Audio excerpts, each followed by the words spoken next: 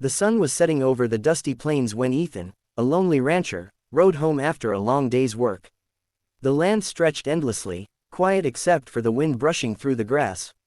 But as he neared the old bridge by the creek, he spotted something unusual: 5 children huddled together beside a wagon that had clearly broken down.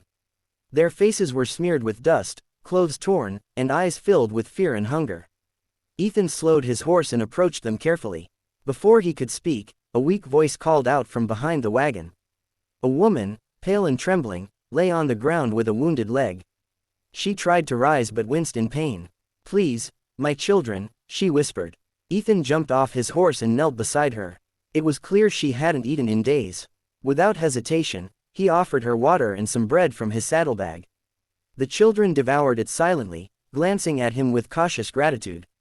When he asked where they came from, the eldest boy, no older than 12, explained that their father had died in a mining accident.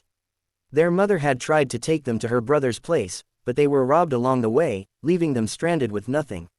Hearing that broke Ethan's heart. He was a man used to solitude, but he couldn't leave them there to die. So, he lifted the injured woman onto his horse, told the children to follow, and brought them all to his ranch. That night, the ranch's kitchen came alive for the first time in years. The aroma of stew filled the air as the children ate to their fill. Their mother, named Clara, kept thanking Ethan between tears. "You saved us," she said softly. Ethan only shook his head. "Just doing what's right," he replied. But deep down, he felt something change, a warmth he hadn't known since his wife passed away long ago. Days turned into weeks. Clara recovered slowly, helping around the house despite her injury. The children took to ranch life quickly, feeding the horses, helping with the cattle, and even laughing again. Ethan, once a man who spoke little and smiled less, began to enjoy the noise, the life, and the laughter they brought. His lonely home had become a place of joy again.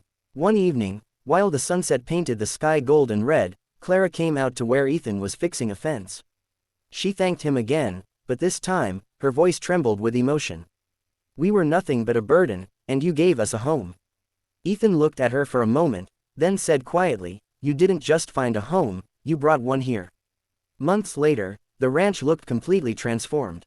The children called Ethan Pa, and Clara stood by his side, stronger than ever. What began as an act of kindness had turned into a new beginning for them all. Ethan realized that the family he thought he'd lost forever had found its way back to him, just in a form he never expected.